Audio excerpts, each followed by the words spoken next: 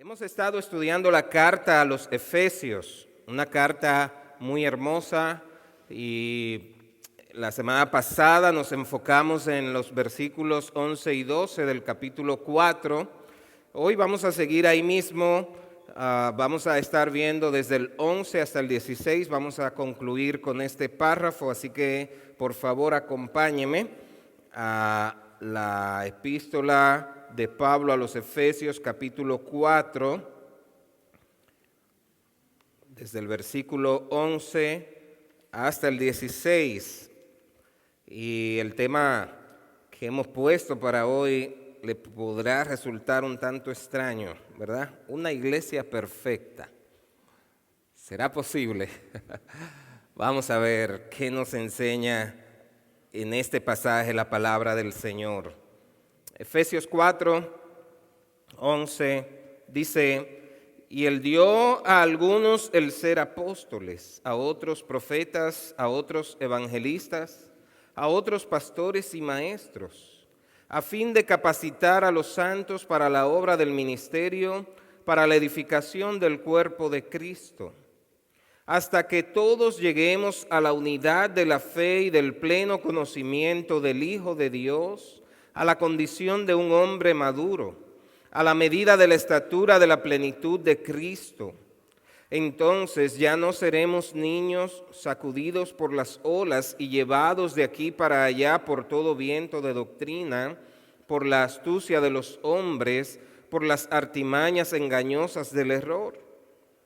Más bien, al hablar la verdad en amor, creceremos en todos los aspectos en aquel que es la cabeza, es decir, Cristo, de quien todo el cuerpo, estando bien ajustado y unido por la cohesión que las coyunturas proveen, conforme al funcionamiento adecuado de cada miembro, produce el crecimiento del cuerpo para su propia edificación en amor. Señor, tu palabra es verdad. Y es ella la que nos ilumina, la que nos edifica. Y es nuestra oración en este momento, Señor, háblanos. Que tu palabra nos edifique, nos guíe. Oh Señor, que tengamos oídos dispuestos a escucharte. Te lo pedimos en el nombre de Cristo Jesús. Amén. Amén. Dios me concedió la bendición de crecer en un hogar con padres cristianos. Como muchos de ustedes saben, mi padre fue pastor en varias iglesias y eso implica que desde niño tuve la oportunidad de ser parte de una comunidad de creyentes, aunque en distintas localidades. De la que tengo memoria, llegamos a estar en Los Alcarrizos, en Caballona, en la Lomita del Chivo. Si usted no sabía, sí, existe un lugar que se llama así, en el kilómetro 12 de Jaina, de la carretera Sánchez. Estuvimos en un batey en Villa Altagracia, luego en Inver, en varias iglesias, y al llegar aquí a Santiago también me congregaba en otra iglesia antes de pasar acá.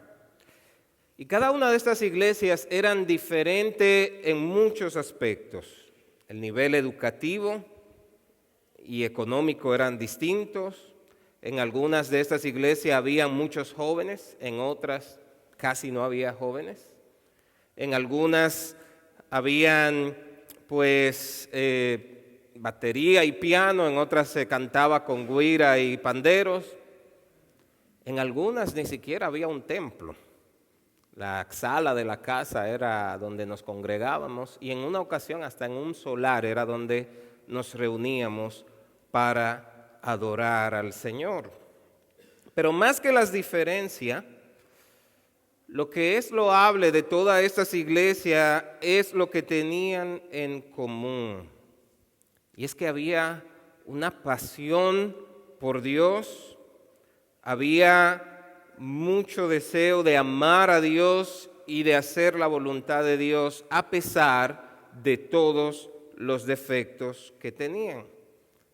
Lejos eran de ser iglesias perfectas.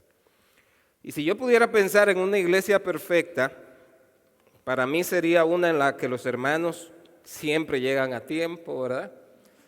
Una iglesia en la que los cánticos parecen cantados por un coro angelical acompañado de una gran banda sonora.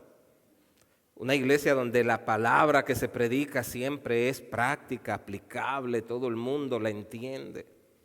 Una iglesia donde los hombres son buenos líderes, las esposas son siempre sumisas, contentas de hacer la labor que le corresponde. Los hijos son piadosos. Pero esa iglesia solo existe en la mente, en la imaginación, ¿verdad? Habiendo sido parte de alrededor de 10 iglesias locales distintas, puedo decir con confianza, no hay iglesia perfecta en el sentido de la palabra, ¿verdad? Y la iglesia a la que Pablo se dirige en esta carta tampoco lo era. Sin embargo, podemos afirmar que la iglesia está en el proceso de llegar a ser perfecta.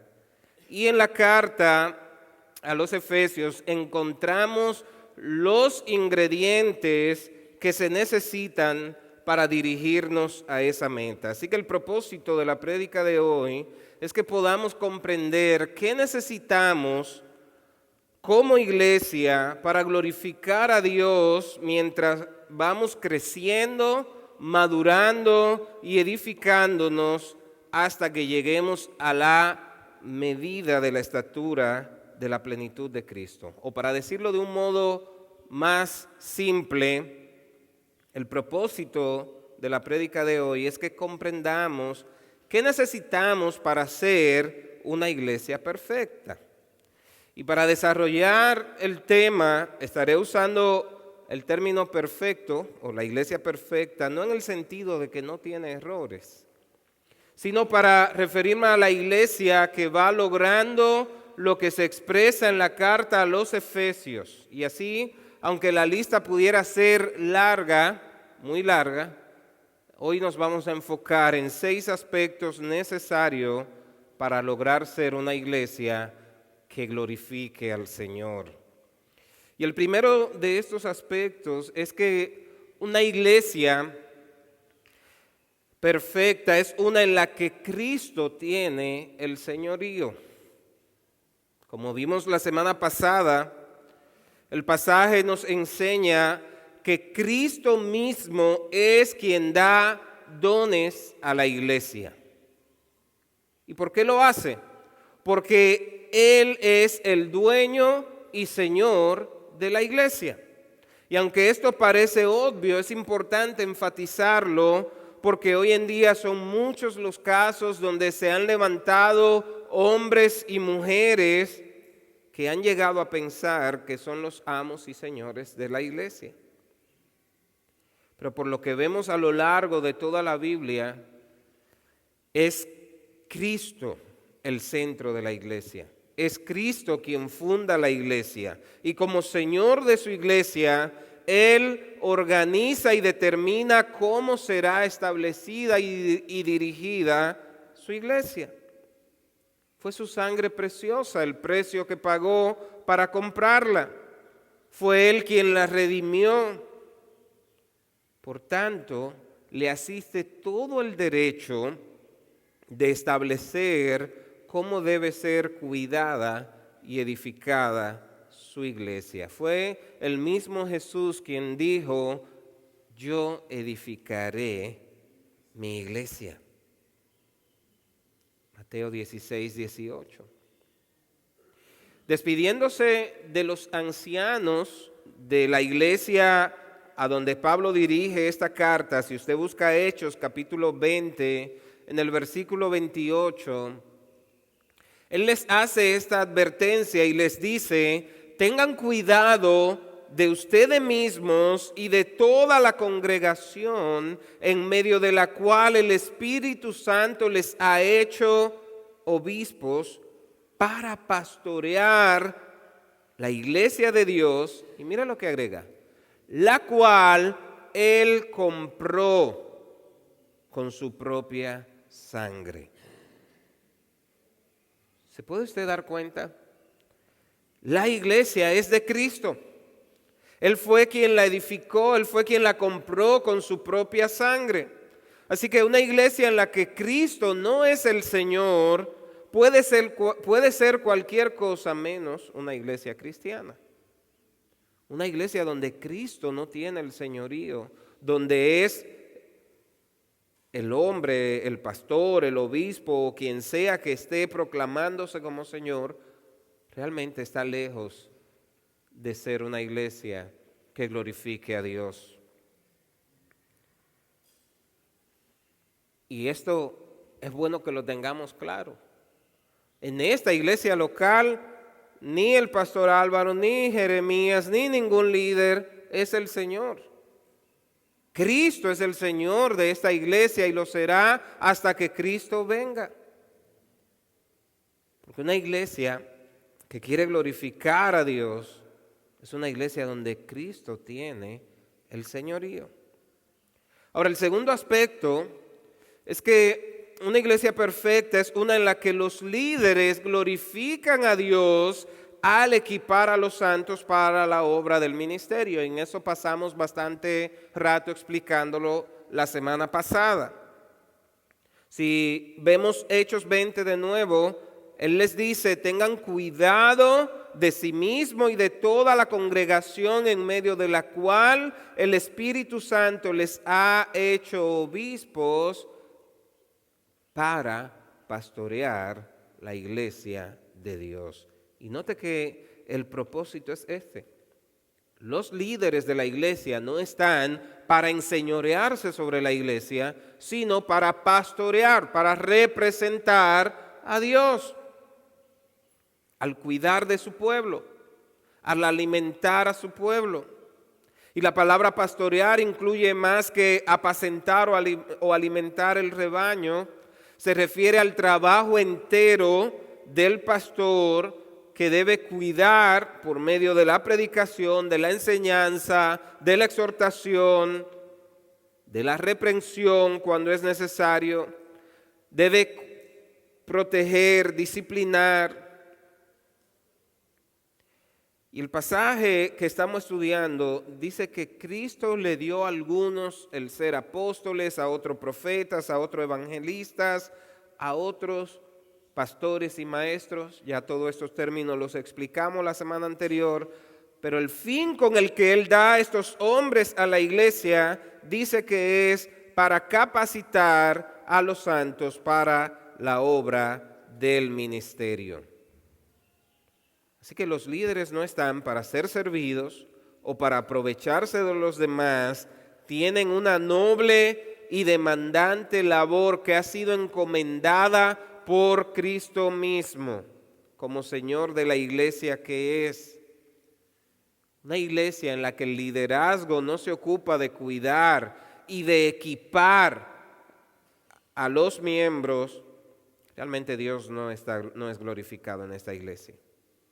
Así que mis hermanos que están aquí presentes, si usted está desempeñando un rol de liderazgo, si realmente queremos que como iglesia local glorifiquemos a nuestro Señor, debemos procurar primero ser equipados, primero alimentarnos, estar cerca del Señor para también ayudar a los demás, equipar a los demás. Y si tú estás aquí y eres miembro de la iglesia local, debes procurar ser cuidado, debes procurar crecer, debes procurar equiparte. Si no estás siendo equipado, si no estás siendo edificado, si no estás buscando servir con los dones que Dios te ha dado, es hora de que despierte, es hora de que pienses cómo quiere el Señor usarte. Pero como dije, no hace falta abundar mucho en este punto. Ahora vamos a la tercera parte donde ya sí entramos al versículo 13. Y es que una iglesia perfecta es una en la que se procura la unidad de la fe y el pleno conocimiento de Cristo. Y una vez más, Pablo habla acá de la unidad de la iglesia. Y en este caso, de manera clara, se refiere a la unidad de la fe. Y la razón por la que se insiste tanto en esto es que a pesar de que la salvación es individual, la fe ha de ser vivida en comunidad. El Señor te llama, el Señor te salva, pero te pone en la familia de la fe. Puede que algunos de ustedes recuerden al personaje ficticio conocido como el llanero solitario. Era un autoproclamado guardián de la ley y salía y atrapaba a todos los que infringían la ley y los llevaba ante la justicia.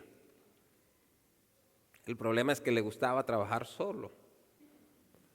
No necesitaba la ayuda de nadie.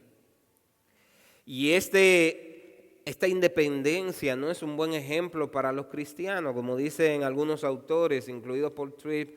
En el cristianismo no hay lugar para llaneros solitarios.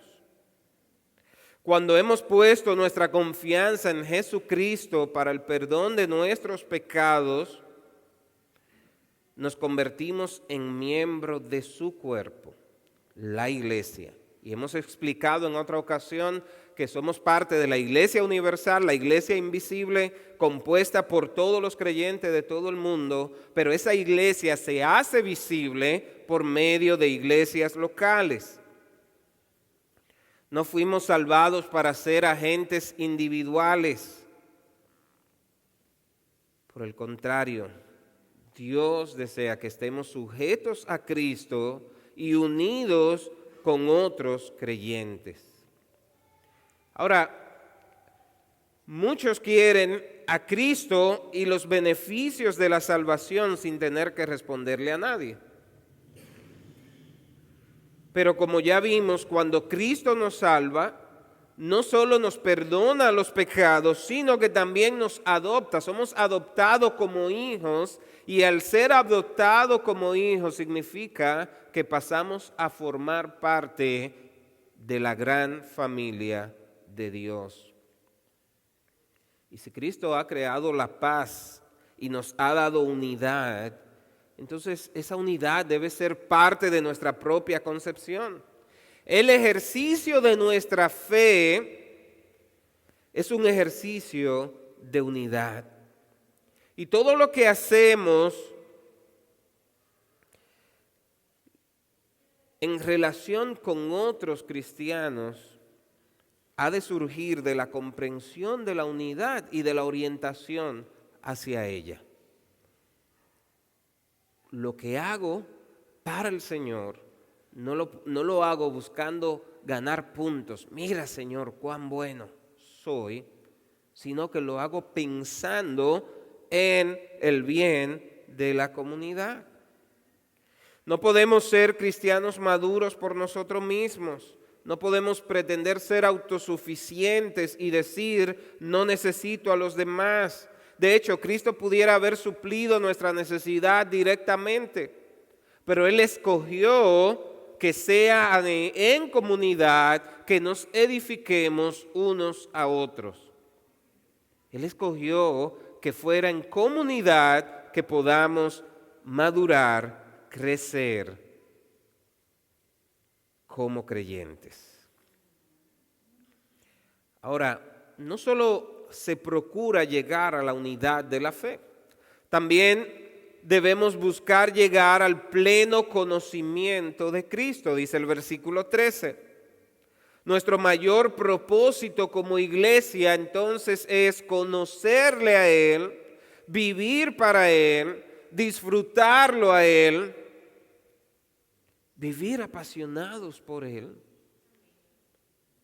Y si eso no es lo que nos mueve, tenemos que volver a empezar.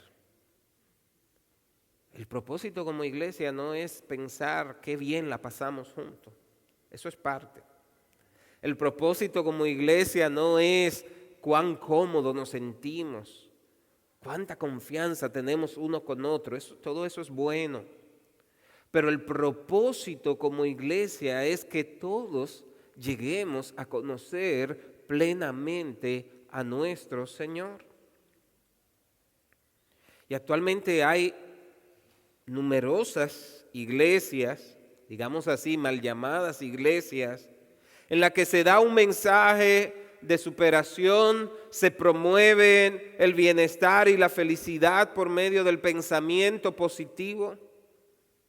Son iglesias en las que se habla en nombre de Dios, pero no dejan entrar a Dios.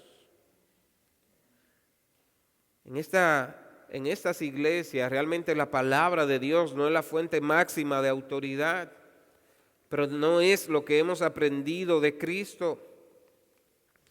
Jesús mismo oró y en Juan 17 está recogida esta oración y él dice: Padre, la hora ha llegado, glorifica a tu Hijo para que el Hijo te glorifique a ti. Por cuanto le diste autoridad sobre todo ser humano, para que Él dé vida eterna a todos los que les ha dado. Y miren lo que dice el versículo 3. Y esta es la vida eterna, que te conozcan a ti, el único Dios verdadero, y a Jesucristo, a quien ha enviado. Si tú estás yendo a una iglesia que lo único que hace es entretenerte, darte buena información, pero no te está llevando a conocer a Cristo, no es una iglesia perfecta. Por más cosas buenas que tú puedas encontrar ahí. Porque nuestro mayor propósito es conocerle a Él. Llegar a la plenitud del conocimiento de Cristo.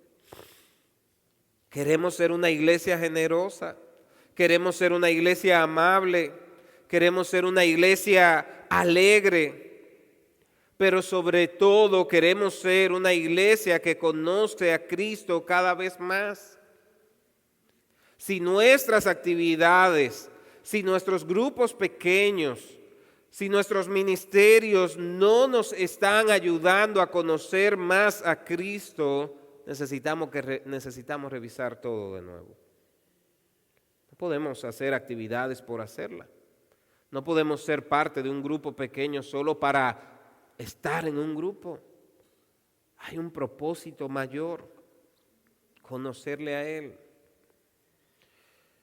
Ahora, esto nos lleva al cuarto aspecto. Una iglesia perfecta es una en la que todos están claros de que la meta es ser como Cristo y procuran con diligencia alcanzarla. Note que no es solo llegar al conocimiento pleno de Él. Versículo 13 dice: hasta que todos lleguemos a la unidad de la fe y del pleno conocimiento del Hijo de Dios, y agrega, a la condición de un hombre maduro, a la medida de la estatura de la plenitud de Cristo.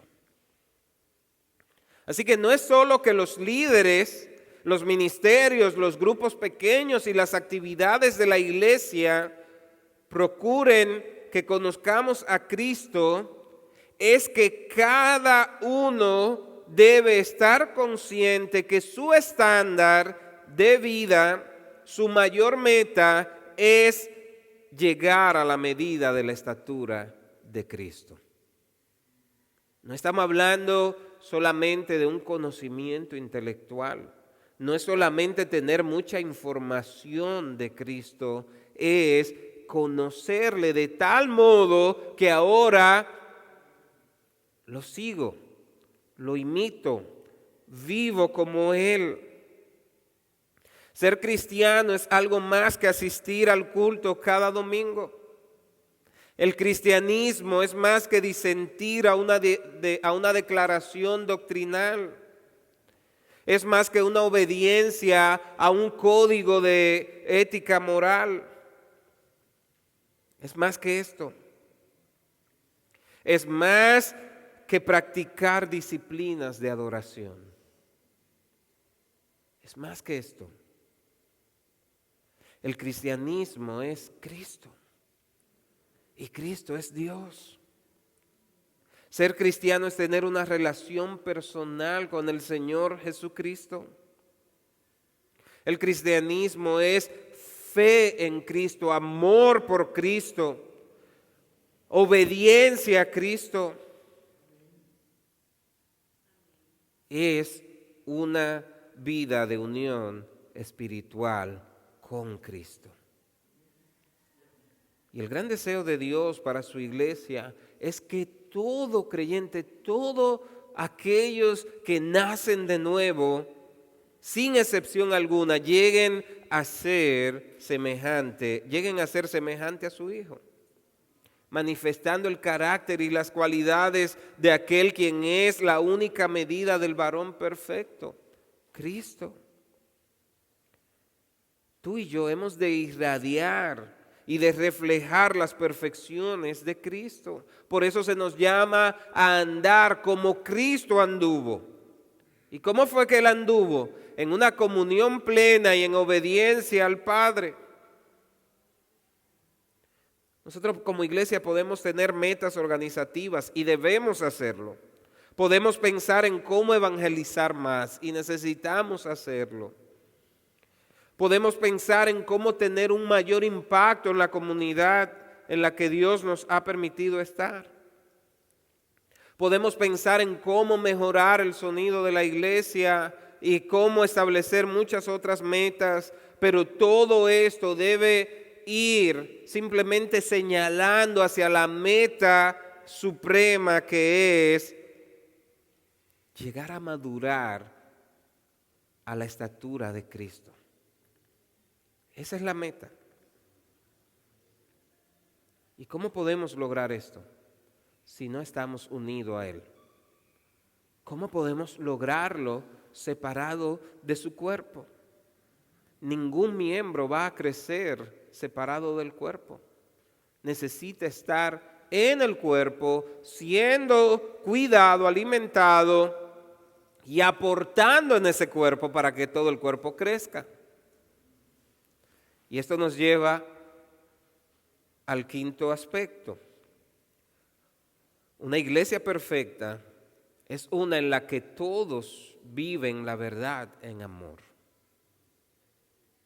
Todos viven la verdad en amor. Los versículos 14 y 15 nos lo presentan en un contraste y dice de esta manera, si usted quiere volverlo a leer, Efesios 4, 14 y 15. Entonces, si ya hemos logrado todo lo que hemos venido diciendo, entonces ya no seremos niños, sacudidos por las olas y llevados de aquí para allá por todo viento de doctrina, por la astucia de los hombres, por las artimañas engañosas del error. Más bien, al hablar la verdad en amor, creceremos en todos los aspectos en aquel que es la cabeza, es decir, Cristo. El cristiano que está creciendo en su conocimiento de Cristo y en su madurez espiritual, no se deja arrastrar fácilmente por el error. Tristemente, hay mucho más inmadurez a veces de la que pensamos. Y el mismo Pedro tuvo que lidiar con esto cuando dijo, deberían ya, o el mismo Pablo, deberían estar ya comiendo alimentos sólidos. Pero todavía siguen tomando leche espiritual. No ha habido crecimiento, no ha habido madurez. Yo recuerdo, todavía estando allá en Inver, en una de las iglesias que estaba, había un joven, nos congregábamos juntos, y de repente él dejó de ir a la iglesia. Y un día yo me topo con él y le pregunto, ¿pero qué te pasa que no has vuelto allá a la iglesia? Me dice, no, es que como que fui a visitar otras iglesias, a ver cómo eran, y me gustó una en la que cantaban más bonito, y ahí me quedé. ¿Verdad? Y aquí mismo ocurrió Recuerdo una familia que empezó a venir y al tiempito dejó de congregarse acá. Y cuando nos topamos, ¿qué pasó? Es que la batería suena muy duro, ¿verdad? Y otra, cierto, ¿verdad? Aquí llegó a venir una pareja buscando iglesia, andaba así en distintas iglesias, y ese día hizo mucho calor. Digo, aquí no, aquí hace mucho calor. Se volvió a su iglesia, de la que había salido sin ninguna razón de peso. Porque lo que estamos mirando acá es que hay cosas mucho más importantes, mucho más valiosas. No hay comunidad perfecta. La comunidad, de esta comunidad, la iglesia local, donde quiera que esté, está compuesta de pecadores que han sido redimidos, pero que están en un proceso de santificación. Están creciendo para llegar a esta plenitud de la que se habla, pero esto no lo vamos a lograr hoy ni mañana. Esto es un proceso, esto es un viaje muy largo. Toda la vida creciendo, toda la vida conociendo más al Señor, toda la vida ayudándonos unos a otros a crecer, a ser edificados. Llegar a la plenitud es llegar a la madurez espiritual y pasar de ser niños fluctuantes a ser personas maduras, sólidamente establecidas. Y mire cómo lo dice aquí el apóstol Pablo, dice que son niños sacudidos por las olas. Y el término niño usado acá, por lo general era usado para hablar de la inexperiencia, de personas que no terminaban de crecer.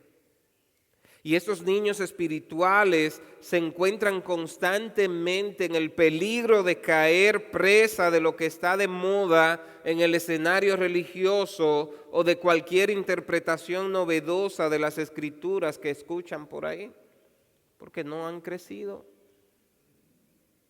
Y tristemente hoy andan demasiados lobos vestidos de pastores. Y si no estás sólido espiritualmente, eres una presa fácil. ¿Cómo reaccionaría usted si ve a un niño, verdad? Y nació de 7 libras y 3 meses después todavía sigue teniendo 7 libras. Usted se va a alarmar. Eso no es normal. Pero si pasó un año y el niño todavía sigue sin crecer, peor aún. Se supone que lo natural es que al nacer empieza un proceso de crecimiento, de desarrollo, de madurez, tanto física como intelectual, emocionalmente. Y en la vida espiritual es lo mismo. Lo natural no es que tú digas, conocí al Señor hace 20 años y sigue en el mismo nivel. Tiene que madurar, tiene que conocerlo más, tiene que crecer espiritualmente. Y si no estás creciendo, busca ayuda. No se quede siendo un niño espiritual. El Señor nos ha provisto los recursos para crecer, para desarrollarnos. Procure crecer en conocer a Dios. Procure tener una relación real con Él y una relación con los hermanos. Ahora, pasemos a ver el contraste que leímos en el versículo 15. En el 14 nos está diciendo que ya vamos a dejar de ser niños, que no vamos a ser arrastrados por olas, no vamos a ser fluctuantes. Ahora, en oposición directa a la fluctuación y el engaño de Satanás, mire cómo lo dice el versículo 15. Más bien, al hablar la verdad en amor, o como lo expresa la Reina Valera, dice, sino que siguiendo la verdad en amor.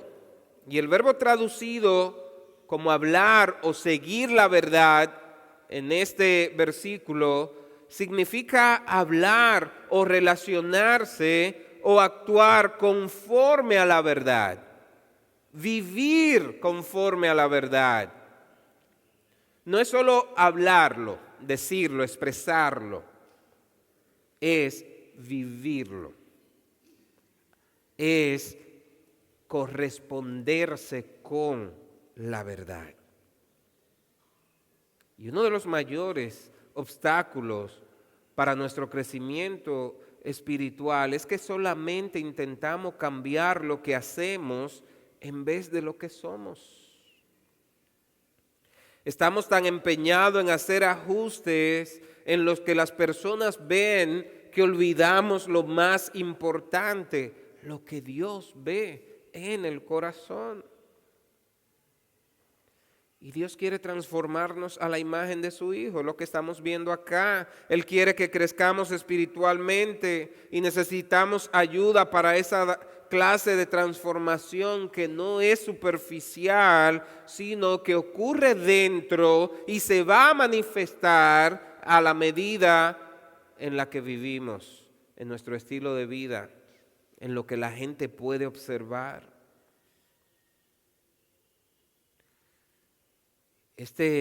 Hablar la verdad o seguir la verdad en amor, no se trata de andar diciendo cosas bonitas. Eso es bueno, tú decirle palabra bonita a los demás. Es bueno alentarlo con palabras de ánimo, pero es mucho más que eso. No se trata de aprender un lenguaje cristianés, como dicen algunos en el colegio, ¿no? Dicen los muchachos, no, ellos saben qué decir, como las que diría un cristiano. Pero es mucho más que eso. Se trata de vivir de un modo que se corresponda con la verdad y que refleje el amor de Dios.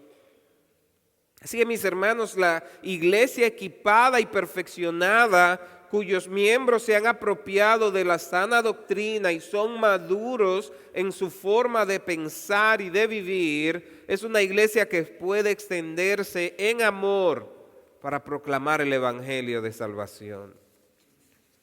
Dios no nos ha dado el conocimiento, los dones y la madurez para nuestra propia satisfacción. No es para que nos volvamos obesos espiritualmente. Es para edificarnos, para ayudarnos. Y vivir la verdad en amor no es un ejercicio abstracto, sino una experiencia personal, práctica y completa. Vivir la verdad en amor significa abrazar a los demás en un inquebrantable compromiso con la verdad. Jesús dijo, así alumbre vuestra luz delante de los hombres para que vean vuestras buenas obras y glorifiquen a vuestro Padre que está en los cielos. Es visible. No es solo decir, oh, yo vivo la verdad en amor. Eso se debe mostrar. Se hace evidente.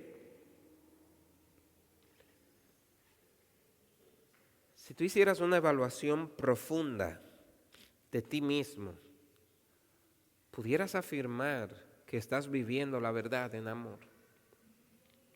Muestra tu forma de vida que has madurado en Cristo o sigues siendo un niño fluctuante.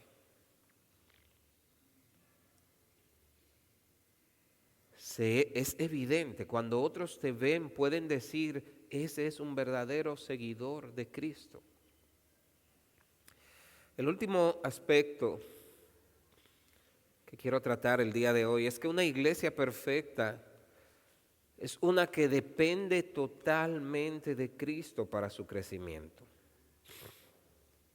Mira el versículo 16 una vez más.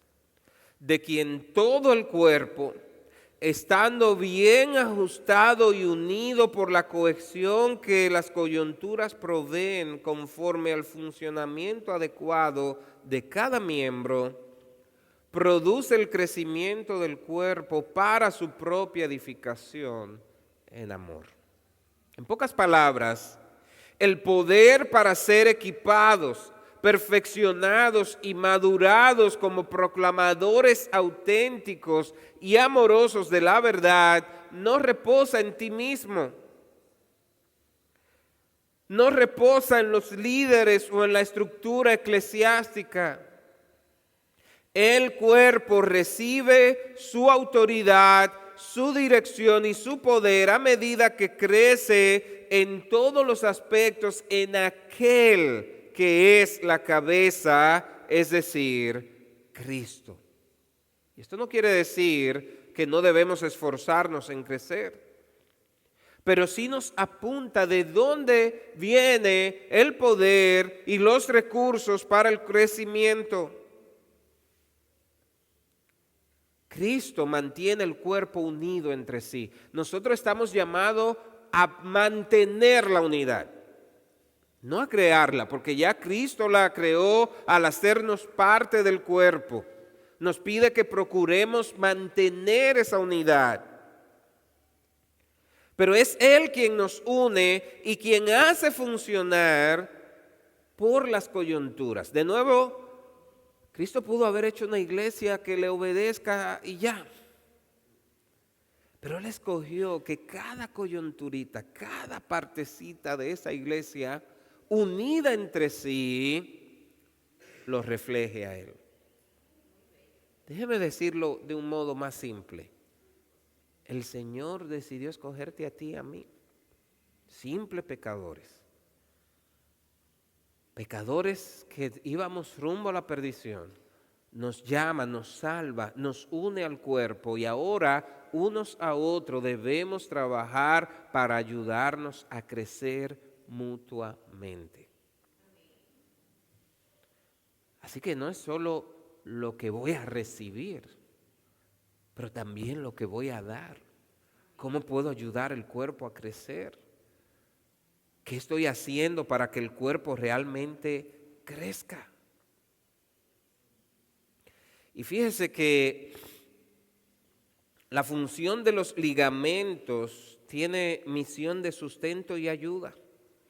En el cuerpo de Cristo, su iglesia, no hay lugar para miembros inoperantes o inactivos, ya que cada uno, en unión con los demás, sirven unos a otros y los llevan a cabo en la realidad de un cuerpo unido. Y una vez más, note que surge la unidad en medio de la diversidad. La iglesia es una, como un cuerpo, pero como tal es diverso, es decir, formado por diferentes miembros que se unen entre sí y que recibe su vitalidad de Cristo mismo. Toda la tarea de edificación del cuerpo, en el ejercicio de los dones con lo que el Espíritu Santo capacita a los miembros del cuerpo, descansa en un solo principio. ¿Cuál es? El amor. Y esa es la última parte que trata el versículo.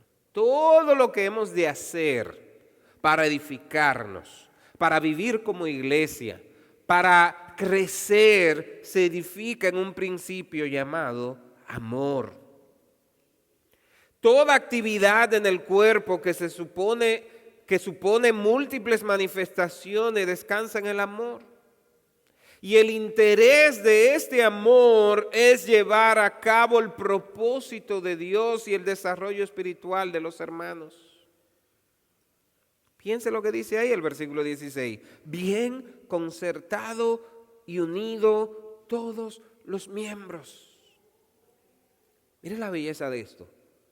Dominicanos, haitianos, ecuatorianos, venezolanos, americanos, colombianos, peruanos, ricos, pobres, profesionales, no profesionales, ancianos, jóvenes, niños, todos unidos como los miembros de un cuerpo físico, cooperando, colaborando y teniendo plena comunión unos con otros en la obra del Señor, porque hay algo que nos une, que se llama amor. Pero también dice, según la actividad propia de cada miembro. O como dice la Biblia de las Américas, conforme al funcionamiento adecuado de cada miembro. ¿Sabe lo que quiere decir esto? Que tú, con lo que Dios te ha dado, eres parte importante. Que lo que tú haces tiene un valor inmenso. Sea un creyente maduro, sea un nuevo creyente, sea joven, sea niño, lo que tú aportas al cuerpo de Cristo es vital, es importante, no sobras. Aunque nadie lo vea, aunque lo que tú hagas esté allá en la sombra, si es para la edificación del cuerpo de Cristo, tiene valor, un valor inmenso delante del Señor. ¿Qué hemos visto el día de hoy? Una iglesia perfecta es una en la que Cristo tiene el señorío. Los líderes glorifican a Dios al equipar a los santos para la obra del ministerio. Se procura la unidad de la fe y el pleno conocimiento de Cristo. Todos están claros de que la meta es ser como Cristo y procuran con diligencia alcanzarla. Todos viven la verdad en amor y es una iglesia que depende totalmente de Cristo para su crecimiento. Siendo esto así, permítame concluir haciendo algunas preguntas y aplicaciones.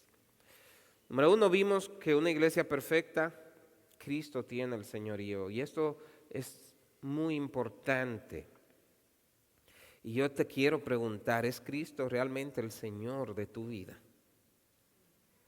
¿O hay alguien más sentado en el trono de tu corazón? Muchas veces podemos decir, sí, Cristo es el Señor de mi vida. Y de repente haber alguien más, tú mismo, tu cónyuge, tus hijos, tus sueños, tu trabajo, las posesiones. Pregúntate, una evaluación seria, ¿quién tiene el señorío en tu corazón? Nuestro corazón tiene una capacidad inmensa de fabricar ídolos. A eso que le damos nuestra mayor pasión, nuestro mayor tiempo, nuestro mayor anhelos y deseos, eso puede terminar controlando nuestro corazón. ¿Es Cristo el Señor de tu vida? Podemos decir de manera colectiva que que Cristo es el Señor de la Iglesia Cristiana Oasis Santiago. Pero esto se va a hacer cada vez más cierto a la medida que lo es en la vida de cada uno. Cristo es el Señor. Y si tú me estás escuchando esta mañana y tú no has entregado tu vida a Cristo, si todavía tú no tienes una relación real con Él, si no eres un seguidor de Cristo, la Biblia enseña, o servimos a Dios o servimos a alguien más. Alguien más es el Señor de tu vida, si no lo es Cristo. Puede que seas esclavo de algo más. Y el Señor dijo que vino para dar libertad, para dar vida.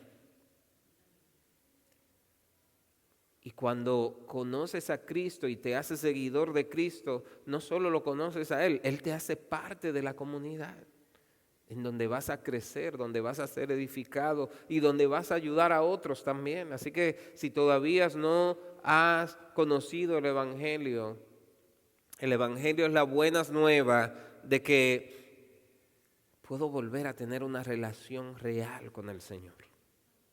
Porque Él quita el pecado que impide que me acerque a Él, cuando en fe entrego mi vida a Él.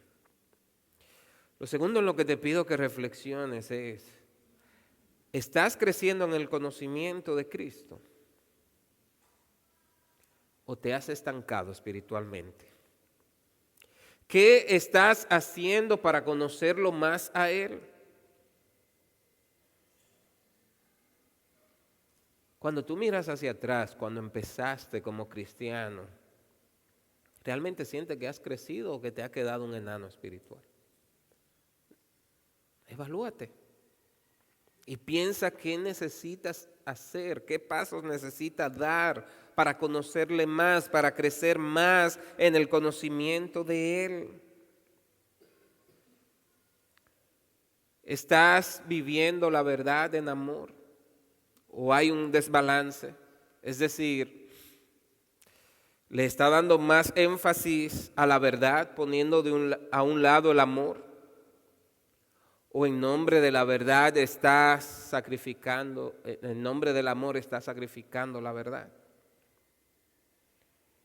Vives como el Señor manda. Y esto se debe hacer evidente en tu estilo de vida. Al tú conocerle más a Él y amar más la comunidad donde tú estás. Por último, piensa en maneras en las que necesitas ser edificado y en las que la iglesia puede hacer más para ayudarte. Yo necesito crecer más en esta área. ¿Qué pueden hacer para ayudarme? Acércate a alguien que te pueda ayudar en eso, que pueda quizás buscar recursos que necesite para esto. Piensa en manera en la que puedes ayudar a otros a crecer, en la que tú puedes ser de edificación para otros. Piensa en manera en la que puedes cooperar para que esta sea una iglesia unida. Vamos a poner a un lado todas esas cositas que son no esenciales, pero que a veces nos enfocamos más en lo que nos hace diferente y no en lo que nos une. Vamos a pensar más en cómo ser una iglesia unida que refleje a Cristo. Procuremos vivir en unidad. Mientras estemos en la tierra, no seremos una iglesia libre de imperfecciones. Pero por la gracia de Dios podemos cada día seguir creciendo como una comunidad unida entre sí y recibiendo el poder de la cabeza, es decir, de Cristo. Póngase de pie, por favor, vamos a orar. Y yo quiero pedirte, mientras ora, medita en estas cosas. Pregúntate, ¿cómo estoy espiritualmente? ¿Realmente estoy creciendo? ¿Estoy siendo edificado? ¿Estoy ayudando a edificar a otros? ¿Estoy procurando la unidad de la iglesia? Evalúa cuál es tu necesidad y habla con el Señor. Díselo al Señor. Padre, en esta hora aquí estamos.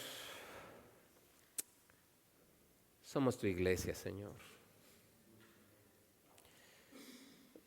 Y podemos estar conscientes de nuestras imperfecciones, pero también queremos estar conscientes que nuestra mayor necesidad eres tú, Señor. Conocerte a ti, madurar, llegar a la estatura de la plenitud de Cristo. Y esto lo logramos al edificarnos unos a otros, al ayudarnos a crecer unos a otros. Señor, ayúdanos a crecer, a amarnos más, a estar más unidos.